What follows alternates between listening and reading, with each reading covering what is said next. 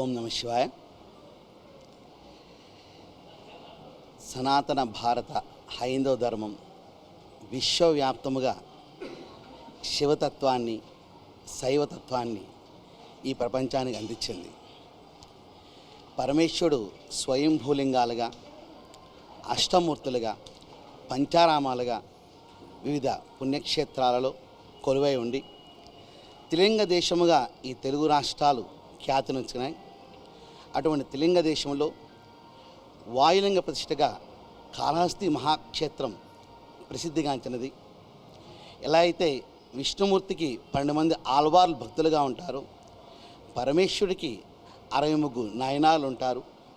దానిలో మన తెలుగు ప్రాంతంలో భక్త కన్నప్ప విశేషమైన అపారమైన భక్తిని ఈ లోకానికి అందించారు.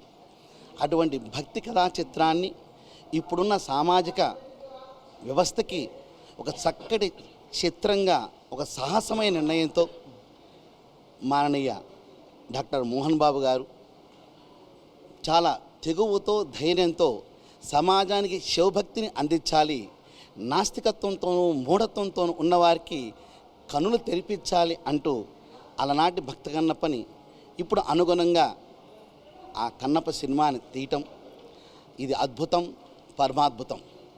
కొంతమంది ఎలా అయితే రాక్షసులు ఉంటారో, ఈ రోజున మన యొక్క ఈ ప్రపంచంలో కూడా రాక్షసులు రకరకాలుగా తప్పుడు ప్రచారాలు చేస్తారు. కానీ ఈ భక్త కన్నప్ప మా కళ్ళని చెమరచార్చర్ చేసింది, శివభక్తిని మరింతగా వచ్చేట్టు చేసింది. ప్రతి ఒక్కరూ కూడా ఇటువంటి సినిమాల్ని ఆదరించాలి. అసలు రెండో హాఫ్లో కూర్చుంటే మనసులు మమైకం అవుతూ ఒక భక్తుడిగా మనమే మారిపోయాం అన్నట్టుగా మంచు విష్ణు గారి యొక్క నటన కానివ్వండి, శివపాత్రధారిలో జీవించిన అక్షయ్ కుమార్ గారు కానివ్వండి, మిగతా నటులు కానివ్వండి కూడా అందుట్లో ప్రభాస్ గారు ఒక చక్కటి రుద్ర అనే పాత్రలో మాలాగా ఒక భక్తుడిగా, ఒక రుద్రుడి యొక్క పాత్రలో పరమేశ్వరుని ఆజ్ఞని శిరసావహించి ఆయన నడిపిన తీరు కూడా ఎంతో ఆనందదాయకము. మంచు విష్ణు గారు ఇటువంటి చక్కటి పాత్రను పోషించి కన్నప్ప పాత్రలో మెరిపించి మనందరినీ మురిపించిన ఆ కుటుంబం శివపార్వతులకు సంపూర్ణ అనుగ్రహంతో వర్ధిల్లాలని, వారి నుంచి వచ్చిన ఈ భక్త కన్నప్ప సినిమా ప్రజా ఆదరణ, ప్రజా మనని, ప్రజా భక్తిని పొందాలని చెప్పేసి మనసా వాచ కర్మ కోరుకుంటూ ఓం నమ శివాయ.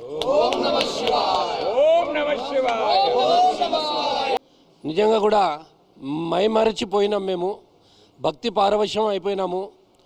ఆ వాయులింగంలో మేము కూడా కలిసిపోయినట్టే భావించినాం. నిజంగా అంత అద్భుతంగా నటించాడు. Very good. ఓం నమ శివాయ. ఓం నమ శివాయ. చిత్రాన్ని చూస్తూ ఉంటే మా కళ్ళల్లో ఆనంద బాష్పాలు కనపడతా ఉన్నవి. ఎందుకంటే ఏదైతే నాస్తికత్వం ఎక్కడైతే ఉంటుందో దాన్ని నిరూపించి ఈరోజు మంచు విష్ణు గారు అయితేనేమి, మోహన్ బాబు గారు అయితేనేమి ఒక చక్కని భక్తులందరికీ కూడా ఒక మంచి చిత్రాన్ని అందజేసినందుకు వారి ఫ్యామిలీకి కూడా చల్లగా సర్వేశ్వరుడు కాపాడని కోరుకుంటూ ఇలాంటి చిత్రాలను అందరూ ఆదరించాలి. అందరూ ఆదరించి మరి శివభక్తిని ఇక్కడ ఏ రకంగా చూపెట్టిండో అందరూ కూడా నేర్చుకోవాలని చెప్పని ఒక్కసారి ప్రార్థిస్తూ ఓం నమ శివాయ. ఓం నమ శివాయ. భక్తి అనే రసాన్ని చాలా చక్కగా, అసలైన భక్తి అంటే ఏంటి అనేదాన్ని చాలా చక్కగా చూపించారు. మంచు విష్ణు గారి నటన అనిర్వచనీయంగా ఉన్నది. ఎందుకంటే ఆయన ఆ శివ ఆరాధన చేస్తున్నప్పుడు అక్కడే మనం ఉన్నంత భావన కలిగింది. ఎందుకంటే స్వామి భావన మాత్ర సంతుష్ట హృదయాయే నమః ఆ నామంతో ఆ చక్కగా శివుణ్ణి అర్చించుకున్నంత ఆనందంగా ఉంది. శ్రీ గురుభ్యో నమః. ఓం నమ శివాయ. ఓం నమ శివాయ. ఇవాళ జనమందరూ కూడా సినిమాను చూసి అందులోని పాత్రలు మాత్రమే చూస్తారు. కానీ ఇక్కడ ఆనాటి కాలం నాటి భక్త కన్నప్పని సాక్షాత్కరింపజేసేటట్టుగా, ఈనాటి జనానికి అవసరమయ్యేట్టుగా దాన్ని తీర్చిదిద్దారు. చాలా అద్భుతంగా అనిపించింది.